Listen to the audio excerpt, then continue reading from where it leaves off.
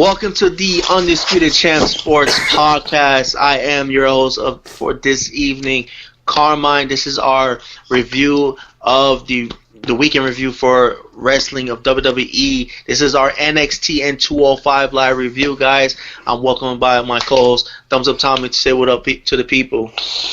What's up, everybody? Thumbs up everywhere. It's Thumbs Up Tommy, and happy Rusev Day. We're here with the man of the hour. Let's go. All right, guys. I'm also joined by the architect of the show, Mr. Preston Brown. Say what up. What's up, everybody? Time to get into the B show because we just got done talking about the C show. So let's get into it. We're going to ignore that comment, guys. We're not going to get into this. Preston's just being a hater. Anyway, we're going to start with 205 Live, guys. I actually watched 205 Live this week, guys. I thought it was I actually thought it was actually a pretty good show, guys. I really enjoyed it. There were two great matches on the show, in my personal opinion. And I really enjoyed those matches. Now we're gonna start off with the opener of the show, the match between Noam Dar versus Lio Rush. My man Lio Rush, low weight high reps, Lio Rush. I thought it was a good back and forth. I like the way Lio Rush focused on the surgically repaired knee of Noam Dar. And also I would like to mention that the crowd was 100% behind Lio Rush. Absolutely. And not Noam Dar. And that shows me that his exposure on Monday Night Raw is really paying off. Mm-hmm. So I really enjoyed the match. It was a great match. There was a great spin kick that Lio Rush gave Noam Dar to his fucking grill. That was fantastic. And he hit him with the frog splash at the end. That was a great match. I love this match. What did you think about the match, Preston? I thought it was great. It was amazing. Like you said, the crowd was behind Lio Rush. He's obviously talented in the ring. I don't know if this means that since he's doing the thing on Raw that he shouldn't be able to take any losses anymore for a long time. Because I don't know if that, even though they're in two different shows, I don't know if that'll affect him. I think the way WWE is going. No, honestly, even if he wasn't on Raw, I don't think he would have lost this match. I don't think he would have lost yet. I think they're kind of going with his little undefeated streak on for a little while. Yeah, for sure. Yeah. All right, Tommy, what did you think? Phenomenal match. I really, really, really enjoyed it. It was fast paced, just as I expected, because Lio is beyond fast. Yeah, for sure. A lot of close calls. You know, like where what's his name? Dar actually came close. At least that's the story they were trying to portray to actually beating Lio. Like there was several close calls, and yeah, I love how Lio stuck with his game plan. You know, he kept going for the surgically repaired knee, and it paid dividends when he hit the final hour. Yeah, for sure. Like, Lio, bro, I love the way Lio is distinguishing his frog splash from everybody else that's doing it in WWE. Because not only does he actually do it like an actual frog splash, but when he lands, he's doing the RV3 cell. On the landing. RVD, yeah. RVD, yeah, like that 5-star frog splash. Yeah, he's doing that. Yeah, absolutely, because Seth doesn't do that when he does his frog splash. KO doesn't do that. Other people that do the frog splash, they don't do that cell job at the end, and he's doing that, and that separates him, and I love that. No, and I love both the height and the hang time he gets when he does it. Dude's hop is ridiculous. Like, Kofi's hops are ridiculous, but this dude's hop is ridiculous too, man. Ridiculous hops, yeah, man. And he's only 23. 23-year-old piece of gold. Low weight, high reps. Oh man, but yeah, really, really, really good match, guys. And this was a great showcase for Lio Rush. I'm really excited about that. I'm really glad I watched this match. All right, so now moving on, there was a backstage segment with Cedric Alexander and Buddy Murphy to pretty much hype up their upcoming match at Super Showdown for the Cruiserweight Championship.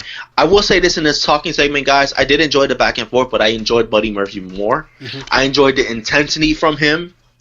The look in his eyes and the way he sold everything that he was saying was fantastic to me. But Tommy, what did you think about this? I've been saying it for a while. Buddy Murphy is the top wrestler in 205 Live right now. Like, I would say Leo gets a slight edge in speed, but I'm talking about total package. Like, overall, Buddy Murphy is the top guy in 205 Live, and it's his time. Like, I think it's his time to win the damn title. He deserves it, and furthermore, I hope that WWE does not do their usual hometown screw job scenario that they do, because the match at Super Showdown is going to be in Murphy's hometown in Melbourne, Australia. I hope that he wins in front of his hometown crowd. I think what's going to happen. This is what's going to happen. I think he will win. Just to go back a little bit, and I think the Iconics are going to lose in Melbourne because the Iconics have a match against Asuka and Naomi at Australia. So I think they're gonna. So both of them can't win. They're both not gonna win. You know how WWE is they're both their hometowns and blah blah blah. They're both not gonna win. But I think Buddy Murphy will win. But I think the Iconics are gonna lose. But yeah, I agree with you. He has to win. I think it's his time now, for sure. And he's great in the ring. I enjoyed the intensity in his promo, and I just think it's his time, pretty much. Yeah. All right, guys. So moving on, we're gonna move on to the next segment. It's not a segment; it was a match. But it was. Only reason I'm bringing this up because what happened at the end. That was just a match between the Brian Kendrick versus a jobber. But that's not the point. It was versus jobber. He won quickly. But the point is, when Drew Gulak was destroying the jobber, and he was really destroying him and kept beating him down, Brian Kendrick stopped him. Mm-hmm. But he stopped him in a way to make it seem like, oh, that's enough, man. We're a team, da-da-da. But the way Drew Gulak looked at him, this is the beginning of the end for this trio. Mm-hmm. And I think Gulak is going to turn on Brian Kendrick. Yep. Facts. For sure. So what'd you guys think? Honestly, I'm glad that you brought that up because I didn't, I was taking, I wasn't quite noticed the look that Gulak gave him, but yeah, if he gave him that kind of look, I'm like, yeah, it's gonna be that kind of thing because, you can see that Kendrick just looked at it like, yo, what the fuck are you doing? That's why he told him to stop, and he felt bad for him. Brian Kendrick, you could tell, felt bad for him. Felt bad for the kid that he was destroying. Because you saw Brian ended the match quick. He just went in and out. He won the match, and then Gulak, what's his name? Gallagher got a shot in, but then Gulak just kept wailing on him. He wouldn't stop. So it's like you could see he genuinely felt bad for the kid, and then I just like that because it just feeds more into the character that they're trying to portray Gulak with right now, which is, even though we all know he's at the back of the line, he's not going to get another title shot anytime soon. Nah, no time soon. Honestly, think they're transitioning him. Honestly, think they're transitioning him more for Raw, to be honest with you. Like he still feels like he's owed a title shot, and that's why he's doing shit like that. And I like the character that they're doing with him because it actually gives some depth to his character. For sure, man. For sure. All right, Preston, you have anything to say? What do you think? Yeah, I agree. You can tell by the look on his face that he's actually going to turn heel, and it's going to be between him and Brian Kendrick. I hope at some point that they'll revamp Brian Kendrick's attire because, that shit gotta go, bro. I gotta go, bro. That Forrest Gump Lieutenant Dan look is getting old. Yeah, it gotta go. it has to go, bro. I completely agree, 100%. That shit gotta go. For sure, man. But anyway, guys, we're gonna go ahead and get into our main event, possibly match of the night. I think because of the ending, I might give the opening match a slight edge because it had a decisive winner. Mm-hmm. But this match was fantastic. It was crazy. I fucking love this match. This was such a brutal, hard-hitting match. Hideo Itami's kicks are brutal as fuck. Mm-hmm. Okay, and he was nailing them. Mustafa Ali had a good high-flying kick, but there's a spot in this match where Ali went for a springboard type move off the steps, and Hideo Itami kicked him in the head, bro. Ooh. That was brutal, bro. Mustafa got kicked a lot in the head in this match. Yes, before that, when he was hanging, he was sitting you know how they sit on the side of the apron, when they're about to go out the ring. Hideo Itami caught him with a kick in the back of his head. Like, I was like, dude, what the like? Yeah. And then he was laying there by the announce table, and he kicked him in the head again. Most of Itami's strategy was attacking his head. Yo, he was killing him, but there was a great spot. It was a great spot where Hideo Itami did a Falcon Arrow off the top rope. That Falcon Arrow looked so sick, bro. Yes. But there was a but that was a nasty. This spot where Hideo Itami was on the top rope, and then Mustafa Ali reversed him and pushed him down and hit him with a frog splash. But I do think that was kind of a botch by Itami. Yeah, because he laid on his butt. Tommy put his legs up. Yeah, he wasn't supposed to put his legs up. That would have been a monster spot if they wasn't for that botch. It would have been a fantastic spot. Yeah, but Ali ended up landing like on the back of his legs. Yeah, for sure. But at the end, you guys didn't know. This match ended in a count out because it was a no contest. Ali, it was because Mustafa Ali hit him with a nasty 450 on the apron. That was my favorite That was fucking part. sick. Oh, that was fucking sick, bro. Bananas. Bro, when he did that, my jaw dropped. I was writing some notes down, and I looked at it. He did that. I dropped the pen. Yeah, that was. bro. Tommy was like out cold after that, and then Mustafa was like writhing in pain on the floor. That was insane.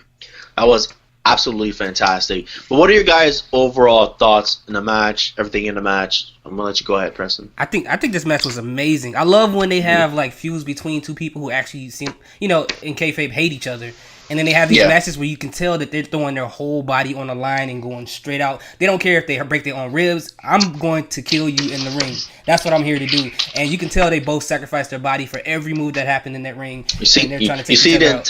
You can see the intensity, bro. You can see the intensity, and you can tell because the story had been built up between those two for a minute. So Mustafa Ali owes all the stuff that he did to him in that ring. Because dude was teasing Mustafa like every week. So like this match was amazing. Like, and what's up with the Tommy, bro? Bro, they showed the clip right when him and Mustafa Ali fought like a month ago, and he put Mustafa Ali out of action, and his fucking mouth was bleeding. In this match, his mouth was bleeding again. Yeah, is he doing it on purpose, or is he really getting whacked? I'm starting to think he's doing it on purpose. Yeah, I saw that. I was like, ugh. I don't know. Like, I'm really starting to think he's either doing it on purpose or Mustafa Ali caught his ass again really good. Or maybe he got good disease. This guy, bro. Can't with this guy, man. Alright, guys. But I'm going to go ahead and give you... that was it for 205 Live. It's only an hour show. It was a great show to me. To me, 205 Live was an A. Yeah, I thoroughly enjoyed it. It was fantastic. The two matches that I watched, the two marquee matches, were fucking great. The backstage segment was with Cedric and Buddy Murphy was really, really good. I enjoyed that, and everything else was what it was. I didn't mention the TJP backstage because I don't care for him. So anyway, but everything else was great. On the show, and I gave it an A. What about you, Tommy? What do you give 205? Honestly, I give 205 this week an A+ because for sure, there's always that one jobber match, but then just how great the two matches were, like the first and the last, and it just overshadowed everything that came from the TJP promo as well as the jobber match, and then even that sit down with Alexander and Murphy was just great.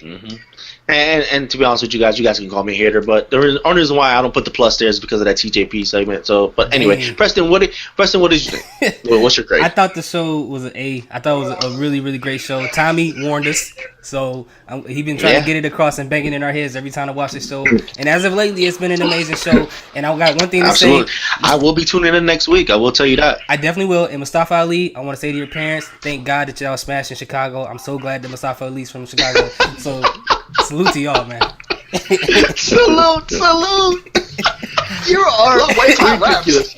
You are ridiculous, bro. We only got two wrestlers from Chicago right now, Aiden English and Mustafa Ali. So, yeah.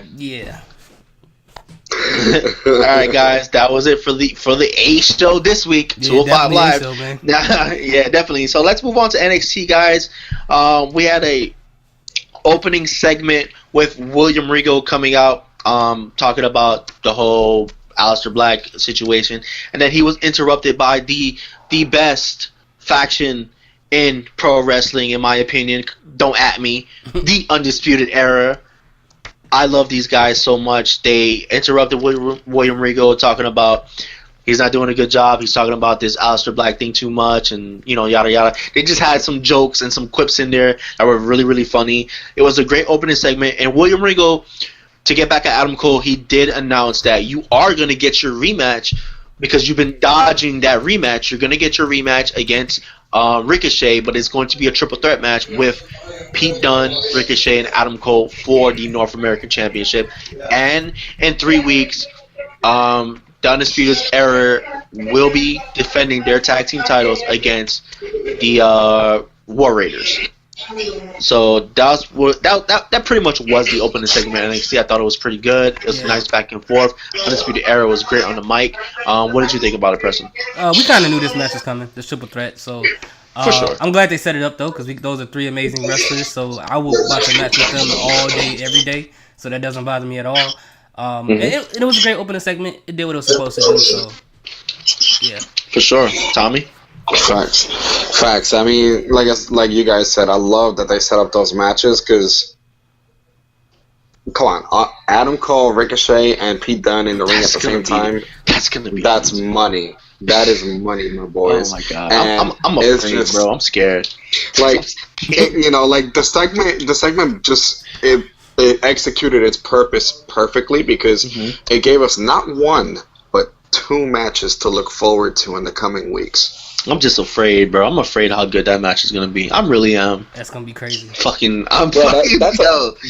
takeover caliber match. You got 3 different styles of wrestlers that can cancel the style. It's almost like, and I know it sounds stupid. You guys remember when Pokemon first came out and you got the 3 Pokemon? The water type can beat the fire type. The fire can beat the leaf, and the leaf can beat. It's like that with those 3. Like they all have styles that can defeat the other. It's absolutely crazy. Absolutely, bro. I can't wait. I can't wait, bro. Yeah, definitely, man, definitely. All right, guys. The next segment we're gonna talk about is just a quick segment. But I did like the fact that they are teasing it. It was backstage with Finn Balor's girl talking to Velveteen Dream, and Velveteen Dream blaming Tommaso Ciampa. He said he ain't no snitch, but he was kind of blaming Ciampa for the attack of Aleister Black, which further teases Velveteen Dream going after that title, which I'm very, very happy about. So, Tommy, what did you think? I loved it, especially because, let's be clear here, that wasn't Velveteen talking, that was Patrick. That's a fact. That's a fact, but you heard him, I ain't no snitch. Patrick came out in that segment. It was awesome. Yeah, for sure. That was a great segment. That's all I gotta say. You can tell that was Patrick because Velveteen Dream would not come out with those 3 eyeglass thing missing 1 lens. Velveteen would make sure all lenses were good in there. Did you notice that the left lens was out? Yes. That's when he wants you to look you in the eye and let you know he mean it, bro. He ain't playing. So true. That was a great segment, though. I liked it. Yeah, for sure. For sure, but yeah, definitely Velveteen for that NXT Championship. Let's get on that NXT. But the next thing we're going to talk about, Lars Sullivan versus the Jobber. Of course, stop with these fucking Jobber matches, please. Just stop. Like, this guy has been there for, it's the same thing with AOP. I understand the purpose of this for EC3 to attack him in the middle of a match because, he took EC3 out for a couple weeks, whatever. But let's just stop with this, please. Just stop. Yeah. I'm tired of it. I'm really annoyed with it. Like, he's been in NXT and he's been in some good marquee matches. He's been in the freaking NXT title match, for God's sakes. Like, enough with the jobbers. I agree. Facts. Just enough. I don't know about y'all. If y'all look at his jobber this week, and I ain't trying to be shaming people, he didn't look like he was supposed to be a wrestler. It looked like they just took one of those referees and put him in some clothes and go out there and fight or something. Did you see how he was shaped? He looked like somebody's daddy out there, bro. It was crazy. But I'm with you, bro. There's these jobber matches, man. They gotta cut these out, man. Enough with the jobber matches, please. Yeah, for sure, guys. All right, the next match we're gonna talk about is with the Mighty versus my boys. Get the swag going. The Street Profits, even though I don't like that skinny bastard, but the Street Profits gonna get it going. Yeah. I like the match. I like the fact that because the Mighty has been messing with them for the past couple weeks. I like the fact that they Street Profits, they came out serious. They came no out, games, all there was business. no games. It was all business. They was talking shit to them like, yo, you fucking with the wrong ones, B. Straight up, you messing with the wrong ones.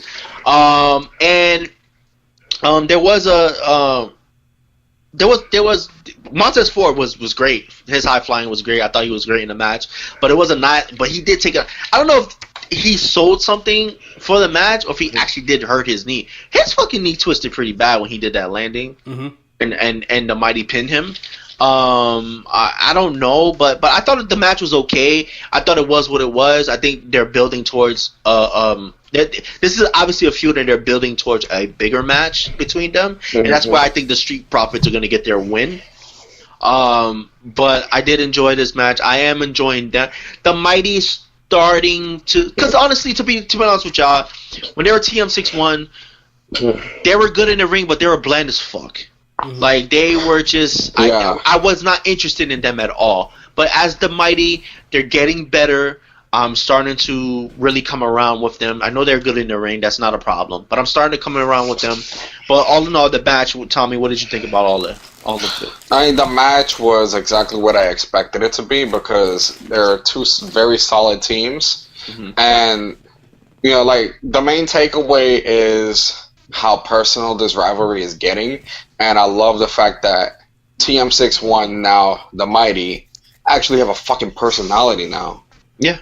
I love it. And I love how they... I like how they... Yeah, go ahead. No, go ahead. I love how Street Profits came out, no nonsense. And to set things off, Angelo Dawkins slapped the living shit out of him. Yo, he slapped what's his name? Shane Thorne. Yo, he slapped the fuck out of him. Me and Angelo Dawkins would have to meet outside. Yeah, the way he slapped him, dog. Nah, bro, we was gonna have problems, dog. He slapped the taste out of his mouth for the next 7 days. No. He slapped the dog shit out of him, boy. That boy. Like, red for real. All right, Preston. Go ahead, Preston. What do you think, man? No, I agree with everything y'all said, man. He smacked the fire out of him. And yeah, it was a great match. So I don't know what else. I can tell. I like the.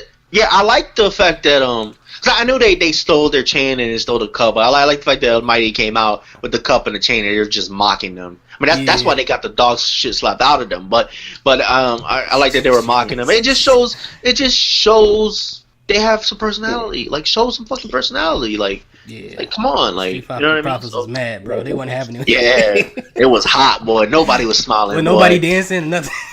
Montez didn't get no pussy the other night. He was mad. He was mad, boy. Anyway, fucking my girl said, "You ain't got your chain, you ain't getting none, B." No, anyway, but moving on to the next. We're not going to talk about the match because Kairi Sane was just pretty much in a quick little squash match. It was basically a squash match. Yeah, quick little squash match. But Shayna Baszler came out to challenge her.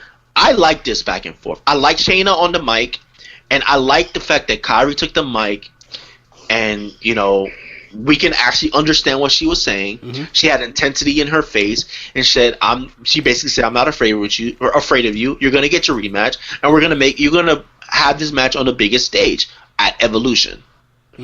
And I love the fact that Kairi dictated the terms, not Shayna. Kairi is the champion. You want the rematch? Sure. You're going to get it when I say you get it. You're going to get it at the spot that I want you to get it. So I enjoyed this a lot. I really, really enjoyed it. What did you think, Preston? I thought it was a really good match. And one thing I would say is, like, when these people piss off Kairi Sane, bro, she be going to a whole nother level of craziness. I'll be scared for them after they do that to her. I love the intensity in her eyes, bro. You could just see it in her eyes, bro. Like, she is, like, I completely changed on her, complete 180, because I remember I was saying, like, she's just so fucking small. Like, I don't know how this stuff is going to work.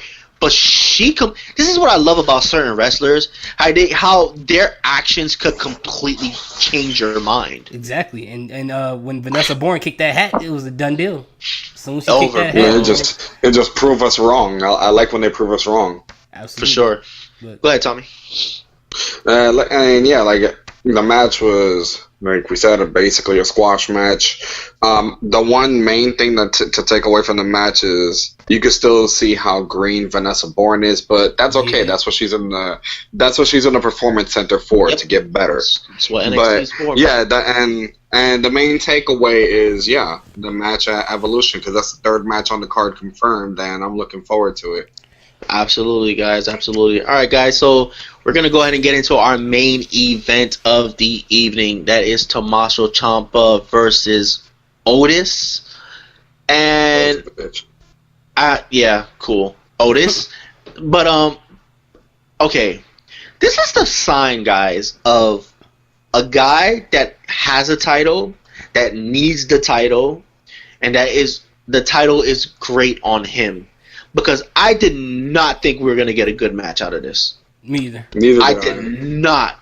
I didn't think this Otis dude was going to put on...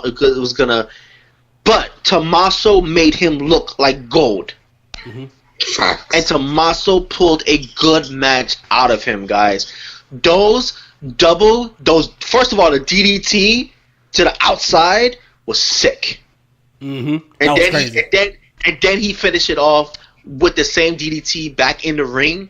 That was a sick finish that I enjoyed. It was great. Tommaso Ciampa is the champ. He needs to stay the champ for a while. Mm-hmm. Don't take that title off of him anytime soon, NXT, please.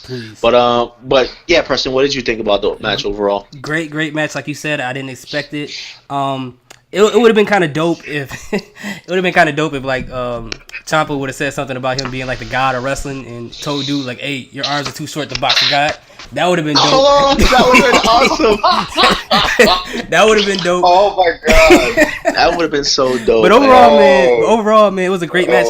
I'm still trying to get used to Tommaso Ciampa having music when he comes in. Yeah, me too, man. I haven't gotten used to that. I love the fact that he had no music. It just said his name, and all you heard was booze. Just booze upon booze. And in the beginning of his entrance, when I was kind of looking at the screen a little bit. At first, I was like, "Is that Taz?" Because in the beginning, it kind of starts off like Taz did like a long time ago when he used to wrestle. This is why it might be a mistake to give him music, because people are going to start liking his music. I know.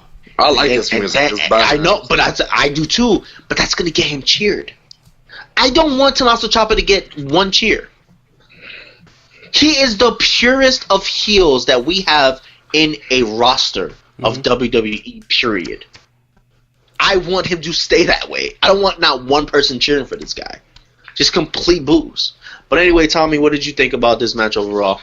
A lot better than I expected. We can't stress that enough. And it's not a knock on Otis Dozovich, because he's solid in the ring. He is. It's just like I wasn't expecting the match to be that good, because usually when someone who's in a tag team steps out into a singles match, it's not that good.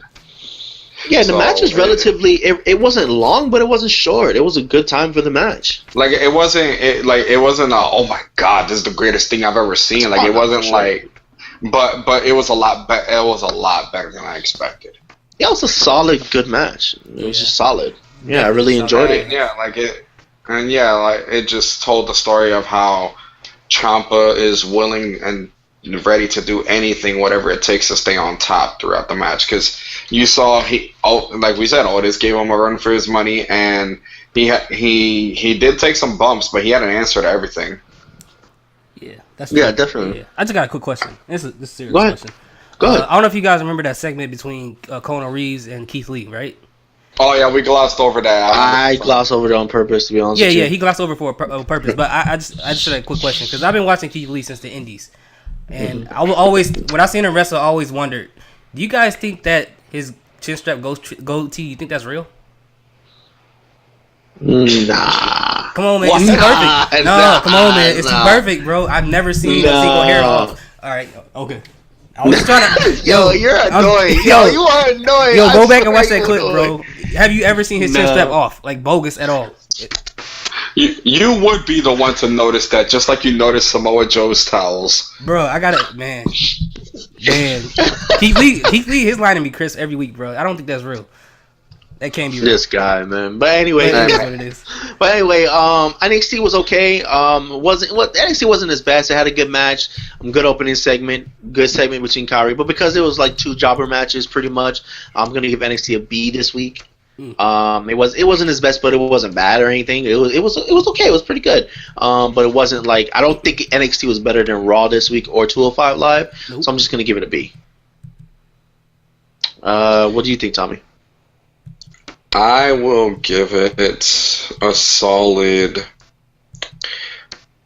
Yeah, B would sound about right, because it had some good matches in the beginning and the end, but overall there was quite a bit of filler in there, and just shout out to Keith Lee for saying that funny ass line about Kona Reeves where he said, "You're the man with the finest collection of losses in NXT." Shout out to Keith Lee, because that's hilarious. Yeah. Oh yeah, I did think he said that. Yeah. What do you think, Preston? What grade do you give it? I give it a B too. It wasn't as good as Raw, but it wasn't better than 205 either. So I give it a B. It was cool. So yeah, that's our grades. And shout out to 205 Live. You were the king this week. Yes. And I'm happy to say that, because 205 Live needs that, man. I've been hearing from Tommy nonstop how much better 205 Live is, how good 205 Live is, and I saw it firsthand. And it was great. Mm-hmm. And I loved and I enjoyed it, guys. So I've been telling you, don't sleep on it. Yeah, for sure. I 100% agree with you, bro, and I'm definitely going to catch it next week too. I'm definitely going to catch it. But anyway, guys, that was our 205 Live and NXT review. This is the Undisputed Champs Sports Podcast. Please like, comment, subscribe, share with all your friends. Let them know that we have this podcast. We do all things sports. This is just our wrestling review. Go check out our NFL football predictions review we will have coming out soon. And I'm Carmine. That's Preston, the architect. Thumbs up, Tommy. And we're out, guys. Peace. Low weights, high reps. Ooh.